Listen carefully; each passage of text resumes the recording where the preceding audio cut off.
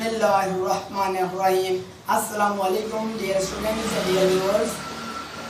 Inter commerce के reduce syllabus से related जिन वीडियो लेक्चर्स को अपलोड करने का सिलसिला हमारी तरफ से शुरू किया गया था, अल्हम्दुलिल्लाह फर्स्ट ईयर कॉमर्स के तमाम 7 सब्जेक्ट्स के रिड्यूस सिलेबस से रिलेटेड वीडियोस को अपलोड करने के बाद आज से हम इंशाल्लाह ताला सेकंड ईयर कॉमर्स से रिलेटेड इंशाल्लाह ताला वीडियोस को अपलोड करेंगे। और आज जिस सब्जेक्ट को हम शुरू करने के लिए जा रहे हैं वो सेकंड ईयर कॉमर्स के अहम तरीन सब्जेक्ट यानी कि अकाउंटिंग से रिलेटेड है। स्टूडेंट्स अल्हम्दुलिल्लाह अकाउंटिंग का सब्जेक्ट मेरे मेन सब्जेक्ट्स में से भी एक है। तो आइए स्टूडेंट्स स्टार्ट करते हैं सेकंड ईयर कॉमर्स अकाउंटिंग के रिड्यूस या कंडेंस सिलेबस 2021 में जो टॉपिक्स जो चैप्टर्स आने वाले हैं तो कौन कौन से हैं वो स्टार्ट करते हैं। सबसे पहले स्टूडेंट्स जो आपको पहला चैप्टर मौजूद है उसका नाम है सिंगल एंट्री सिस्टम। इस स्टूडेंट चैप्टर के अंदर जिसका नाम सिंगल एंट्री सिस्टम है, इसके अंदर जो चीज़ें जो टॉपिक्स आपको पढ़ने हैं वो कौन कौन से टॉपिक्स हैं। नंबर 1, सिंगल एंट्री सिस्टम से रिलेटेड आपको पता होना चाहिए इसका इंट्रोडक्शन। ये सिंगल एंट्री सिस्टम बेसिकली होता क्या है आपको ये सबसे पहले क्लियर होना चाहिए। नेक्स्ट चीज़ है आपके पास difference between single and double entry system. Single entry system एक तरफ है और दूसरी तरफ है डबल एंट्री सिस्टम। इन दोनों में फर्क क्या है। डबल एंट्री सिस्टम बेसिकली वही होता है जो आपने फर्स्ट ईयर कॉमर्स के अंदर अकाउंटिंग के सब्जेक्ट के अंदर पढ़ा है।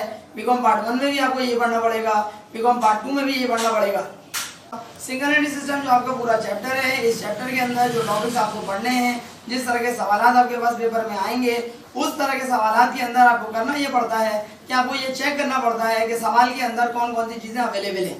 ये बात याद रखिएगा कि सिंगल एंट्री सिस्टम के अंदर जो आप statement of profit and loss बनाते हैं उसका वो अंदाज नहीं होता जो कि नॉर्मल अंदाज में आपने फर्स्ट ईयर के अंदर पढ़ा था। मुमकिन है फर्स्ट ईयर में भी ना पढ़ा हो क्योंकि कोविड की वजह से क्लासेस ही नहीं हुई और हद तो ये कि पेपर्स भी नहीं हुए। लेकिन मुमकिन है कि आपने पढ़ा हो 10 to 20% स्टूडेंट्स ने फाइनेंशियल स्टेटमेंट गालिबन पढ़ी होगी पिछले सेशन के अंदर। अगर उन्होंने पढ़ी है कॉलेज में या कोचिंग में तो उनको ये बात पता है कि उसका एक बाकायदा फॉर्मेट है और वो फॉर्मेट जो है वो सिंगल एंट्री सिस्टम में नॉर्मली फॉलो नहीं हो रहा होता है, जिसके अंदर बिल्कुल सवाल का अंदाज ही बदल जाता है क्योंकि सिंगल एंट्री सिस्टम के अंदर सारे के सारे अकाउंट्स मौजूद ही नहीं होते हैं। सिंगल एंट्री सिस्टम के अंदर डबल एंट्री सिस्टम की तरह तमाम के तमाम डेबिट्स के तमाम क्रेडिट्स रिकॉर्ड नहीं होते, या सिंगल एंट्री सिस्टम में डबल एंट्री सिस्टम की तरह तमाम के तमाम क्रेडिट्स के लिए तमाम के तमाम डेबिट्स भी रिकॉर्ड नहीं होते। बाज़ औक़ात सिंगल एंट्री सिस्टम में क्या होता है कि कोई डेबिट फॉर एग्जांपल रिकॉर्ड हो रहा है तो क्रेडिट गायब है, या फॉर एग्जांपल क्रेडिट रिकॉर्ड हो रहा है तो डेबिट गायब है। बाज़ औक़ात डेबिट क्रेडिट दोनों को आप उड़ा देते हैं और बाज़ औक़ात डेबिट क्रेडिट दोनों को रिकॉर्ड करते हैं। It means that single entry system का जो अंदाज है जो स्टाइल है वो डबल एंट्री सिस्टम से बिल्कुल अलग है, बिल्कुल जुदा है। स्टूडेंट्स इसके अंदर जो है वो आपको पढ़ना पड़ेगा statement of affairs. Statement of affairs method में क्या होगा, बेसिकली सिंगल एंट्री सिस्टम में सवाल मुख्तलिफ मेथड से पूछे जाते हैं जिसमें आपके रिड्यूस सिलेबस में जो मेथड मौजूद है वो स्टेटमेंट ऑफ अफेयर्स मेथड है, जिसके अंदर आप कैपिटल एट स्टार्ट निकालते हैं, कैपिटल एट एंड निकालते हैं। कैपिटल एट स्टार्ट और कैपिटल एट एंड निकालने का तरीका बहुत आसान सा है कि आप टोटल एसेट्स में से जब टोटल लाइबिलिटीज को लेस करवा देते हैं तो कैपिटल आ जाता है। अगर एसेट्स और लाइबिलिटीज एट स्टार्ट के हैं तो कैपिटल एट स्टार्ट आता है, अगर एसेट्स और लाइबिलिटीज एट एंड के हैं तो कैपिटल एट एंड आता है। उसके बाद स्टूडेंट्स आपको बनाना पड़ता है statement of profit and loss और साथ साथ आपको बैलेंस शीट भी बनानी पड़ती है। इस पर्टिकुलर चैप्टर में यानी कि सिंगल एंट्री सिस्टम में जो बैलेंस शीट बनाई जाती है उस बैलेंस शीट को आप बोलते हैं स्टेटमेंट ऑफ अफेयर्स। इसके अलावा स्टूडेंट्स आपको इसी चैप्टर के अंदर statement of profit and loss भी बनाना है और statement of profit and loss बनाते हुए इस बात का बहुत ख्याल रखिएगा कि प्रॉफिट एंड लॉस बनाने का फॉर्मेट क्या हो जाएगा। यानी कि आप स्टार्ट करेंगे कैपिटल एट एंड से, कैपिटल एट एंड के अंदर अगर सवाल में ड्राइंग्स मौजूद है तो उस ड्राइंग्स को आप ऐड करवाते हैं। ऐड करवाने के बाद एक अमाउंट आती है, उस अमाउंट में से आप दो चीज़ों को लेस करवाते हैं। कौन कौन सी दो चीज़ें हैं, नंबर 1 कैपिटल एट स्टार्ट है, इसको भी आप लेस कराते हैं और अगर सवाल के अंदर एडिशनल इन्वेस्टमेंट गिवन है तो उसको भी आप लेस करवाते हैं। तो फिर जो चीज़ आती है उसको आप बोलेंगे ग्रॉस प्रॉफिट और उस ग्रॉस प्रॉफिट में से आप स्टूडेंट्स क्या करवा देंगे, या आप उसको एक नाम और भी आप दे सकते हैं कि आप उसको कह सकते हैं कि वो अनएडजस्टेड आपके पास प्रॉफिट है। अनएडजस्टेड प्रॉफिट के अंदर से आप मजीद जो चीज़ें लेस करवाते हैं उसको आप बोलेंगे ऑपरेटिंग एक्सपेंसेस और ऑपरेटिंग एक्सपेंसेस मुख्तलिफ नौइयत के होते हैं। जब आप उनको भी लेस करवा देते हैं तो फिर आपके पास जो चीज़ आ जाती है उसको आप बोलेंगे एडजस्टेड प्रॉफिट। इसका मतलब ये हुआ ऊपर आया अनएडजस्टेड प्रॉफिट और नीचे यानी कि बिल्कुल फाइनल आएगा एडजस्टेड प्रॉफिट। उसके बाद स्टूडेंट्स आप बैलेंस शीट बनाते हैं जिसको आप स्टेटमेंट ऑफ अफेयर्स भी कहते हैं। बैलेंस शीट बनाने का वही तरीकाकार है, कंपनी का नाम लिखेंगे, स्टेटमेंट ऑफ अफेयर्स लिखेंगे और उसके नीचे एज ऑन लिखा जाता है। एक बेसिक बात जब आप statement of profit and loss बनाते हैं तो वहाँ कभी भी एज ऑन नहीं लिखा जाता, वहाँ लिखा जाता है फॉर द पीरियड एंडेड या फॉर द ईयर एंडेड। जबकि जब आप बैलेंस शीट बनाते हैं तो उसके अंदर आप एज ऑन लिखते हैं, कभी भी फॉर द पीरियड एंडेड या for the year ended balance sheet में नहीं लिखा जाता। स्टूडेंट बैलेंस शीट बनाते हुए लेफ्ट साइड आपकी एसेट साइड है, राइट साइड आपकी इक्विटी साइड है। एसेट्स में पहले करंट एसेट्स आ जाएंगे, उसके बाद उसका टोटल कराएंगे, फिर फिक्स एसेट्स आ जाएंगे, उसका टोटल कराएंगे, फिर करंट एसेट्स और फिक्स एसेट का टोटल करा लेंगे तो टोटल एसेट्स का टोटल आ जाएगा। उसके बाद राइट साइड के ऊपर इक्विटीज हैं, पहले लायबिलिटीज हैं, उनका टोटल कराएंगे और उसके बाद ओनर्स इक्विटी है। ओनर्स इक्विटी का फॉर्मेट आपको अच्छी तरह से याद होना चाहिए।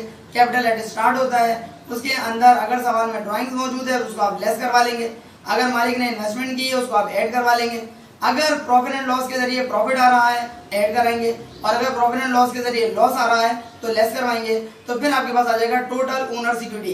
फिर इस टोटल ओनर्स इक्विटी और ऊपर जो टोटल लायबिलिटीज आपने फाइंड आउट किया हुआ है इन दोनों को प्लस करवा लेंगे तो टोटल इक्विटीज आ जाएगा और टोटल इक्विटीज का आंसर टोटल एसेट्स के बराबर आना शर्त है, बुनियादी बात है ये।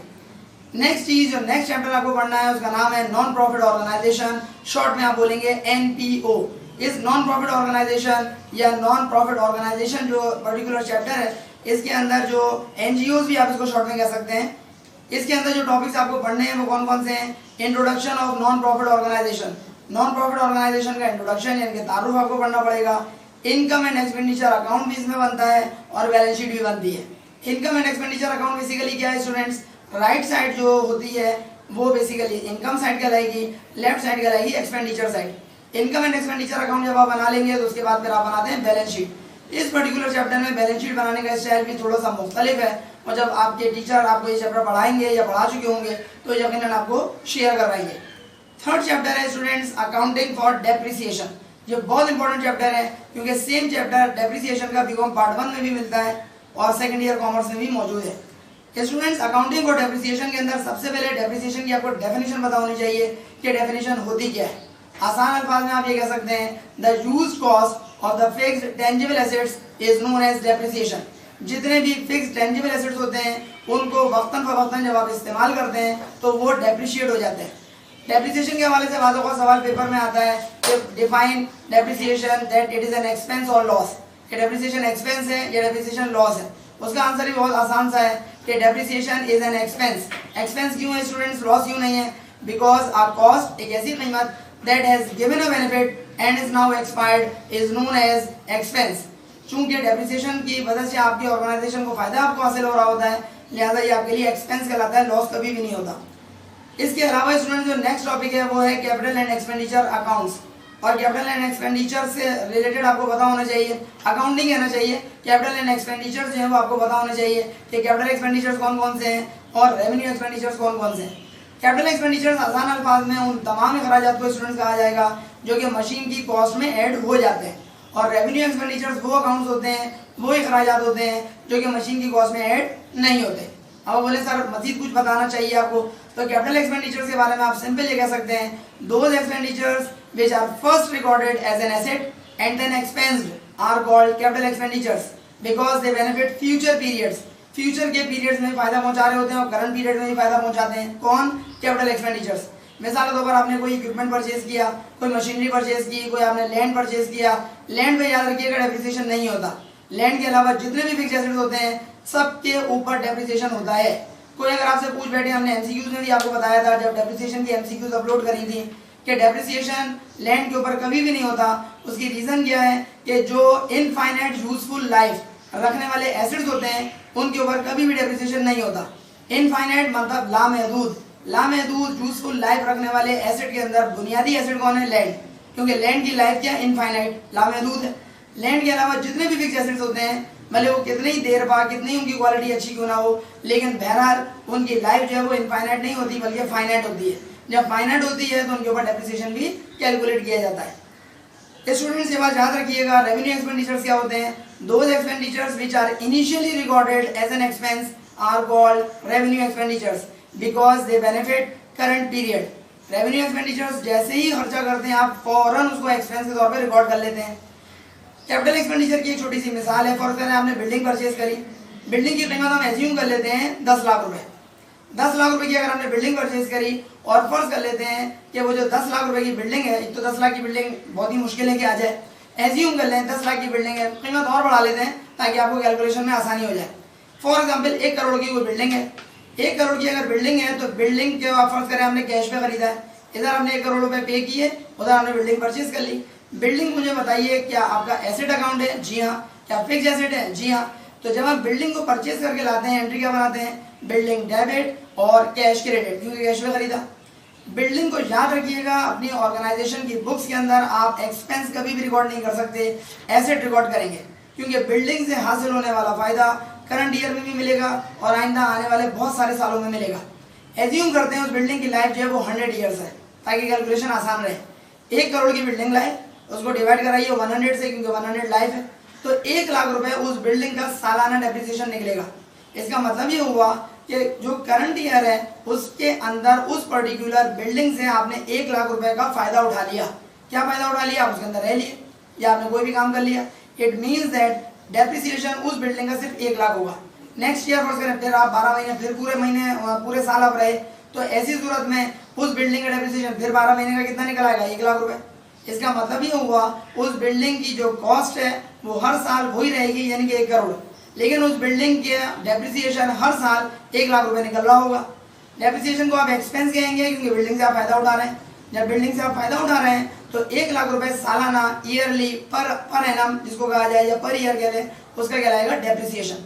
याद रखिएगा, बिल्डिंग की कॉस्ट जो कि 1 करोड़ रुपए है वो आपका एसेट है, और बिल्डिंग का सालाना जो डेप्रिसिएशन आ रहा है 1 लाख रुपए वो आपका एक्सपेंस कहलाएगा, जिसको आप बोलेंगे डेप्रिसिएशन एक्सपेंस। बहुत सारे स्टूडेंट्स को ये कंसेप्ट ही क्लियर नहीं होता, लिहाजा थोड़ा सा मैंने आपको डिफाइन भी कर दिया।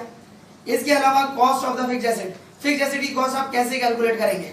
हमारे इसी यूट्यूब चैनल जो सर अली अहमद के नाम से हमने बनाया हुआ है, डेप्रिसिएशन से रिलेटेड हमने मशीन की नेट कॉस्ट भी आपको निकालना सिखाई है, उसकी एंट्रीज कैसे बनती हैं, वो एक्सपेंडिचर जो मशीन की कॉस्ट में ऐड होते हैं, जो ऐड नहीं होते, मशीन का टी अकाउंट कैसे बनता है, तो बहुत सारी बातें हमने अल्हम्दुलिल्लाह इसी चैप्टर के अंदर आपको इन्फॉर्म की हुई हैं, आप वहाँ से मदद ले सकते हैं। इसके अलावा डेप्रिसिएशन के जो MCQs हैं वो भी हमने अल्हम्दुलिल्लाह बताए हुए हैं, वहाँ से भी आप हेल्प ले सकते हैं। अगर मशीन का टी अकाउंट के हवाले से आपको हमारी वीडियो लेक्चर जो हमारी सीरीज है उसके अंदर मौजूद ना हो, फर्ज करें हमने टी अकाउंट के हवाले से इन्फॉर्मेशन ना दी हो, तो काइंडली आप हमसे रिक्वेस्ट कर सकते हैं, तो हम इंशाल्लाह उसकी भी वीडियो आपके लिए अपलोड कर देंगे। स्टूडेंट्स, अगली चीज़ आपको क्या पढ़नी है? Entries of purchase of fixed asset. Fixed asset को परचेज करने के हवाले से कौन कौन से तरीक़ेकार है, कौन कौन सी एंट्रीज पास की जाती हैं, वो भी आप हमारी वीडियो लेक्चर सीरीज जो हमने बनाई थी डेप्रिसिएशन से रिलेटेड, उसमें देख सकते हैं। इसके अलावा methods of calculating depreciation, depreciation को कैलकुलेट करने के जितने मेथड्स हैं सब के सब हमने अपने वीडियो लेक्चर्स के अंदर बताया हुआ है, जो हमारे इसी चैनल सर अली अहमद के ऊपर मौजूद है। आप लाजमी तौर पर उनको जरूर देखिएगा। मेन मेथड कौन कौन से हैं? स्ट्रेट लाइन मेथड है, डिमिनिशिंग बैलेंस मेथड है, यूनिट्स आउटपुट मेथड है, वर्किंग आवर्स मेथड है, और इसके अलावा sum of the year digit method है। ये सारे के सारे मेथड से रिलेटेड आप किस तरीके से, किस मेथड का क्या फॉर्मूला है, और उस मेथड के अंदर जो पॉइंट्स, जो टर्म्स इस्तेमाल हुई हैं, वो भी हमने अल्हम्दुलिल्लाह आपको बताई हैं। एडजस्टिंग और क्लोजिंग एंट्रीज इसी चैप्टर के अंदर मौजूद है। एडजस्टिंग एंट्री सिर्फ एक ही बनती है, फिक्स है वो एडजस्टिंग एंट्री, और वो क्या है? Depreciation expense debit, allowances for depreciation credit. ये फिक्स एंट्री है जो कि एडजस्टमेंट से रिलेटेड है, एडजस्टिंग एंट्री कहलाती है। कब बनेगी? साल के आखिर में बनेगी। इसी तरीके से क्लोजिंग एंट्री भी होती है स्टूडेंट्स। क्लोजिंग एंट्री में आप कर देंगे इनकम समरी को डेबिट कराएंगे और डेप्रिसिएशन एक्सपेंस क्रेडिट हो जाएगा। मास टीचर जो है वो इनकम समरी की जगह एक्सपेंस एंड रेवेन्यू समरी लिखवाते हैं, वो भी बिल्कुल सही है। तो expense and revenue summary debit हो जाएगा और डेप्रिसिएशन एक्सपेंस क्रेडिट हो जाएगा। ये आपने डेप्रिसिएशन एक्सपेंस को क्लोज करा दिया। उसके अलावा रिलेटेड टी अकाउंट्स, इस पर्टिकुलर चैप्टर में टोटल 3 टी अकाउंट्स आपको पढ़ने हैं। एक तो टी अकाउंट पढ़ना है डेप्रिसिएशन एक्सपेंस का, एक टी अकाउंट पढ़ना है अलाउंसेस फॉर डेप्रिसिएशन का, और एक आपको पढ़ना है मशीन का कॉस्ट का। मशीन कॉस्ट अकाउंट बोले, मशीन टी अकाउंट बोले, सबका एक ही मतलब है। डेप्रिसिएशन एक्सपेंस और अलाउंसेस फॉर डेप्रिसिएशन, टोटल ये 3 तरह के टी अकाउंट्स आपको पढ़ने हैं और समझने हैं।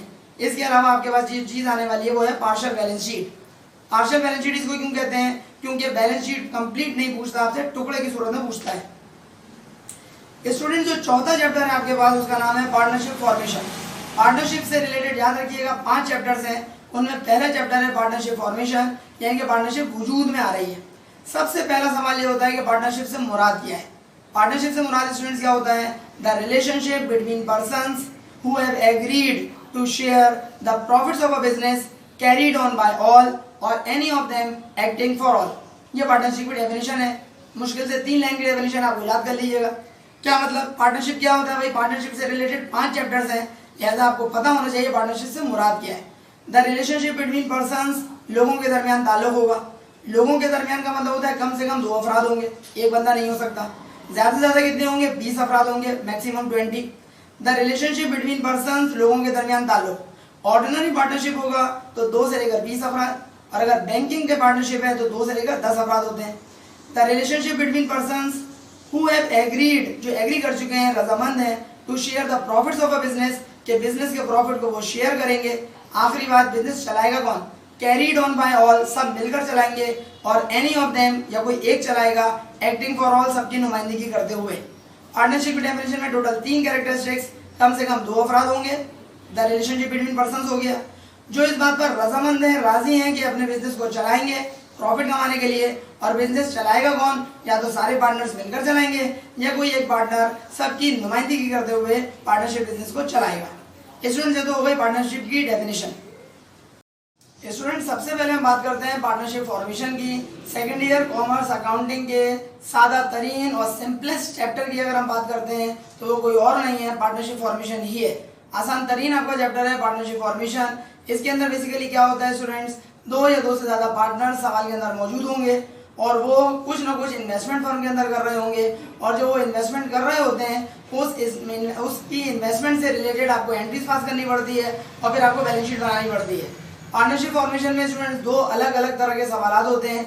एक तरह का सवाल वो होता है जिसमें किसी भी किस्म की कोई लायबिलिटी मौजूद नहीं होती है, किसी भी किस्म का कोई अलाउंसेस फॉर डेप्रिसिएशन मौजूद नहीं होता है, और किसी भी किस्म का कोई अलाउंसेस फॉर बैड डेट भी मौजूद नहीं होता है। इस तरह के सवाल बहुत सिंपल क्वेश्चंस होते हैं, जिसको आराम से आप एंट्री भी पास कर लेंगे और उसकी बैलेंस शीट भी बना लेंगे।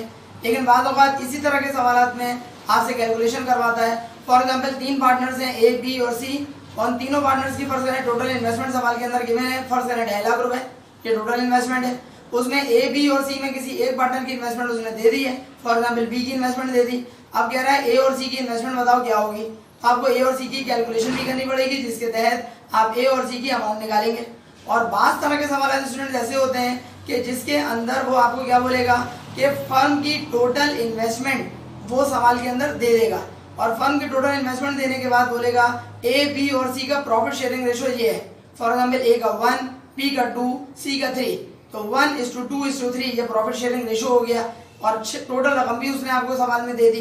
तो इसकी मदद से आप इंडिविजुअल पार्टनर्स का टोटल इन्वेस्टमेंट निकाल लेंगे, उसके बाद बैलेंस शीट निकाल लेंगे, बना लेंगे। सेकंड जो तरीकाकार है इसी चैप्टर के अंदर सवाल पूछने का जो स्टाइल है, उसके अंदर सवाल में अलाउंसेस फॉर बैड डेट भी देता है, अलाउंसेस फॉर डेप्रिसिएशन भी देता है, और किसी न किसी किस्म की एक या एक से ज्यादा लायबिलिटी से सवाल में दे देता है। स्टूडेंट्स को पढ़ाते हुए अल्हम्दुलिल्लाह टीचर्स जो हैं वो बताते हैं, मैंने भी अल्हम्दुलिल्लाह स्टूडेंट्स को बताया है कि जनाब फॉर्मेशन का अगर सवाल होगा और 3 अलग अलग केसेस बन सकते हैं फिक्स एसेट से रिलेटेड, और 3 अलग अलग केसेस बन सकते हैं अलाउंसेस फॉर बैड डेट की कैलकुलेशन से रिलेटेड। जो थर्ड केस है दोनों के अंदर उसके भी 2 पार्ट हमने आपको स्टूडेंट्स को समझाए। उसके बाद आपको बैलेंस शीट बनानी है, ये आपका चैप्टर खत्म हो जाएगा। नेक्स्ट चैप्टर है आपके पास students partnership distribution of profit and loss.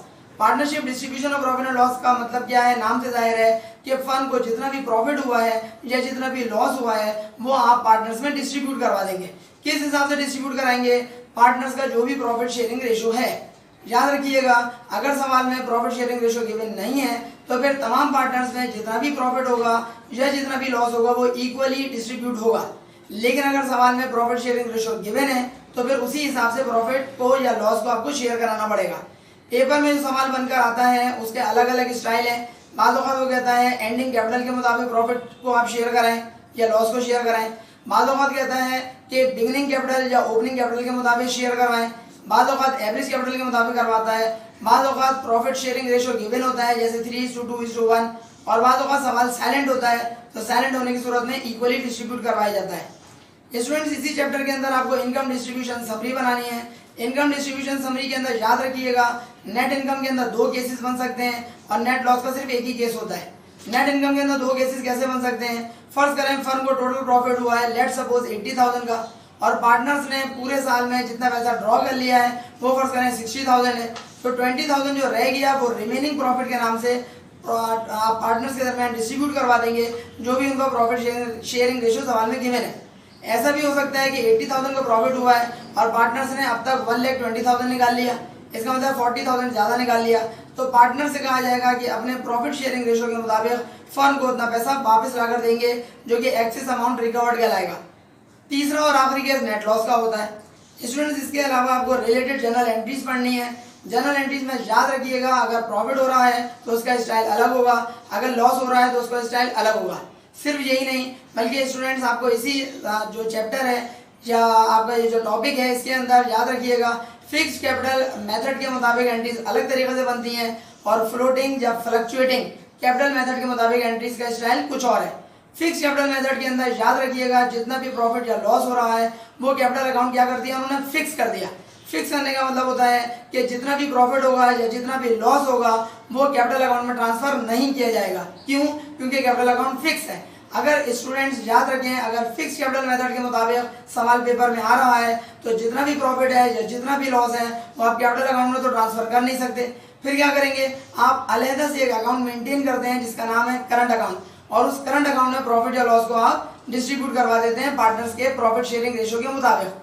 फर्ज करिए फिक्स कैपिटल मेथड है तो प्रॉफिट या लॉस आप ट्रांसफर करेंगे, कैपिटल अकाउंट में तो कर नहीं सकते, करंट अकाउंट में ट्रांसफर करेंगे। फर्ज करें सवाल में नेट इनकम हो रही है 20,000 की, टोटल पार्टनर्स 2 हैं, तो आप क्या करेंगे, इनकम समरी डेबिट और ए कैपिटल अकाउंट और बी कैपिटल अकाउंट तो करेंगे नहीं, बल्कि इनकम समरी डेबिट और ए करंट अकाउंट और बी करंट अकाउंट आप क्रेडिट कराएंगे 10,000 से। इनकम समरी डेबिट होगा 20,000 से और ए और बी के करंट अकाउंट क्रेडिट होंगे 10,000 ईच। फर्स्ट करें सवाल में लॉस हो रहा है और फिक्स कैपिटल मेथड है तो आप क्या करेंगे, दोनों के करंट अकाउंट्स डेबिट हो जाएंगे और जो आपके पास करंट अकाउंट्स को डेबिट करवाने के बाद इनकम समरी को आप करवा देंगे क्रेडिट। स्टूडेंट ये सारा काम होगा फिक्स कैपिटल मेथड के अंदर। फर्स्ट करें पेपर में सवाल में आया है फ्लक्चुएटिंग कैपिटल मेथड। फ्लक्चुएटिंग के हैं या फ्लोटिंग के हैं, दोनों का एक ही मतलब है। इसमें जितना भी प्रॉफिट या लॉस होता है वो आप कैपिटल अकाउंट में ट्रांसफर कर देते हैं। फर्स्ट करें पार्टनर्स को प्रॉफिट हो रहा है तो आप क्या करेंगे, इनकम समरी को डेबिट कराएंगे और जितने भी पार्टनर्स हैं उनके कैपिटल अकाउंट को क्रेडिट करवाएंगे। और अगर लॉस हो रहा है तो ये एंट्री रिवर्स हो जाएगी, कैपिटल अकाउंट्स पार्टनर्स के डेबिट होंगे और इनकम समरी क्रेडिट में चली जाएगी। स्टूडेंट्स इसके लिए जाहिर सी बात है इस वीडियो लेक्चर में हम आपको तफसील से तो जाहिर सी बात है चैप्टर नहीं पढ़ा सकते, सिर्फ उस रिड्यूस सिलेबस से रिलेटेड गुफ्तगू कर रहे हैं। लिहाजा अगर आपको कोई कंफ्यूजन हो तो आप हमसे कमेंट बॉक्स में सवाल पूछ सकते हैं। स्टूडेंट्स नेक्स्ट चीज जो आपको इसी चैप्टर से रिलेटेड पढ़नी पड़ेगी वो टी अकाउंट्स भी पढ़ने पड़ेंगे, related T accounts. T accounts में कौन कौन से टी अकाउंट्स हो सकते हैं, पार्टनर से कैपिटल अकाउंट भी पूछ सकता है वो और पार्टनर से करंट अकाउंट भी पूछ सकता है। पार्टनरशिप से रिलेटेड तीसरा चैप्टर जो आपके सेकंड ईयर कॉमर्स अकाउंटिंग का मुश्किल तरीन कहना चाहिए चैप्टर तस्वुर किया जाता है, उसका नाम है पार्टनरशिप एडमिशन। लेकिन आपके लिए अच्छी खबर यह है कि पार्टनरशिप एडमिशन के चैप्टर को भी रिड्यूस कर दिया गया है और अहम तरीन जो एक मेथड है उसको रिड्यूस सिलेबस में से हटा दिया गया है और उसका नाम क्या है अभी हम बात करते हैं। जो टॉपिक्स शामिल हैं पहले उनकी बात कर लेते हैं। परचेज ऑफ इंटरेस्ट मेथड बहुत इजी सा मेथड है। परचेज ऑफ इंटरेस्ट मेथड में कोई एक पार्टनर फर्म के अंदर जो है किसी दूसरे पार्टनर का हिस्सा परचेज कर लेगा। जो पार्टनर हिस्सा परचेज करेगा उसके कैपिटल अकाउंट क्रेडिट करा देंगे और जो पार्टनर अपना हिस्सा बेच देगा उसके कैपिटल अकाउंट को हम डेबिट करवा देंगे। नेक्स्ट है sufficient of cash method. Sufficient of cash method में जो पार्टनर फर्म के अंदर नया पार्टनर दाखिल हो रहा है वो नया पार्टनर बेसिकली जितना भी पैसा लेकर आ रहा है या इन्वेस्टमेंट कर रहा है वो सवाल में गिवन नहीं होती बल्कि आपको वो कैलकुलेट करनी पड़ती है, तो ये सफिशिएंट कैश मेथड हो जाएगा। तीसरा है आपके पास बोनस मेथड और बोनस मेथड के अंदर भी दो शाखें बन सकती हैं, दो टाइप्स बन सकती हैं कि बोनस जो है वो किसको मिल रहा है, आया न्यू पार्टनर को मिल रहा है या रिमेनिंग पार्टनर्स को मिल रहा है। रिमेनिंग पार्टनर से मुराद एग्जिस्टिंग पार्टनर्स जो कि फर्म के अंदर पहले से मौजूद थे उनको बोनस जा रहा है या बोनस जो है वो न्यू पार्टनर को जा रहा है। अगर एग्जिस्टिंग पार्टनर्स को बोनस जा रहा है तो ये कहलाएगा बोनस टू ओल्ड पार्टनर्स और अगर नए पार्टनर को जा रहा है तो बोनस टू न्यू पार्टनर हो जाएगा। न्यू हो या ओल्ड हो दोनों सूरतों में कैलकुलेशन आपको करनी पड़ेगी और फिर आपको जनरल एंट्री भी पास करनी पड़ेगी। लास्ट आपको मेथड जो पढ़ना है इसका नाम है गुडविल मेथड। गुडविल भी स्टूडेंट दो तरह का हो जाएगा, गुडविल टू ओल्ड पार्टनर्स भी हो सकता है और गुडविल टू न्यू पार्टनर भी हो सकता है। किस तरह से आप सवाल को देखकर पहचानेंगे उसका तरीकाकार क्या है वो सारी चीजें जो आपके चैप्टर आपको जो टीचर आपको ये चैप्टर पढ़ा रहे होंगे यकीनन वही आपको कंफर्म करा सकते हैं, क्लियर करा सकते हैं। क्योंकि अगर हम इंडिविजुअल अगर उस तफसीलात में चलेगा तो हमारी वीडियो तो बहुत ज़्यादा लंबी हो जाएगी। जो मेथड हट चुका है कंडेंस सिलेबस में शामिल नहीं है उसका नाम है कंबाइंड मेथड। कंबाइंड मेथड याद रखिएगा बहुत सारे स्टूडेंट्स की जान निकाल देता था तो बोर्ड ऑफिस ने उसकी ही जान निकाल दी, यानी कि वो मेथड आपके हटा दिया गया है, लेकिन सिर्फ और सिर्फ 2021 में आने वाले एग्जामिनेशन के अंदर 2022 से यकीनन वो मेथड दोबारा शामिल हो जाएगा। नेक्स्ट चैप्टर जो पार्टनरशिप से ताल्लुक रखता है, चौथा चैप्टर पार्टनरशिप का, partnership retirement. Partnership retirement firm topic से नाम से जाहिर है कि कोई पार्टनर फर्म छोड़ के जा रहा है। इस पार्टनरशिप रिटायरमेंट में जो मेथड्स आपको पढ़ने हैं उसमें पहला मेथड पढ़ना पड़ेगा सेल ऑफ इंटरेस्ट मेथड, यानी कि इंटरेस्ट का मतलब यहाँ कोई सूद का मतलब नहीं है, इंटरेस्ट का मतलब होता है अपना हिस्सा, अपना शेयर। पार्टनर जो है वो बेच के जा रहा है। कौन बेच के जा रहा है? जो रिटायरिंग पार्टनर है। किसको बेच के जा रहा है? जो रिमेनिंग पार्टनर्स है, जो पार्टनर जो कि फर्म को आगे चलाएंगे उनको अपना हिस्सा बेच के जा रहा है। तो जो पार्टनर अपना हिस्सा बेच के जा रहा है उस पार्टनर की कैपिटल अकाउंट को आप करवाएंगे डेबिट, और जिस पार्टनर ने उसका हिस्सा खरीद लिया है उसकी कैपिटल अकाउंट को आप करवाएंगे क्रेडिट। नेक्स्ट है आपके पास बोनस मेथड। बोनस मेथड में भी स्टूडेंट दो शाखें बन सकती हैं पार्टनरशिप एडमिशन की तरह। या तो बोनस रिटायरमेंट की सूरत में रिटायरिंग पार्टनर को जाएगा जो पार्टनर फर्म छोड़ के जा रहा है, या फिर मुमकिन है कि बोनस जो है वो रिमेनिंग पार्टनर्स को जाए। अब फैसला किस तरह से होगा कि रिटायरिंग पार्टनर को बोनस मिल रहा है या रिमेनिंग पार्टनर्स को फैसला उसको बोनस मिल रहा है, इसका फैसला इस बुनियाद पर होगा कि जो रिटायरिंग पार्टनर है उसका जितना इन्वेस्टमेंट सवाल के अंदर मौजूद है, फर्ज करें उसकी इन्वेस्टमेंट 1 लाख रुपए, किसकी? रिटायरिंग पार्टनर की, और उस रिटायरिंग पार्टनर को फर्ज करें आप हिस्सा दे रहे हैं टोटल उसके रिटायर होते हुए 1,20,000 रुपए, इसका मतलब है ज्यादा पे कर रहे हैं 20,000।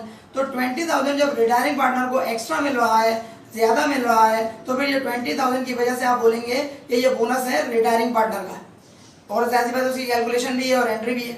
और अगर सूरत हाल बरक्स है कि रिटायरिंग पार्टनर का कैपिटल तो 1 लाख है, आप उसको टोटल दे रहे हैं 70,000 रुपए, इसका मतलब ये हुआ कि फायदा जो है वो रिटायरिंग पार्टनर का नहीं है बल्कि रिमेनिंग पार्टनर्स का हो जाएगा।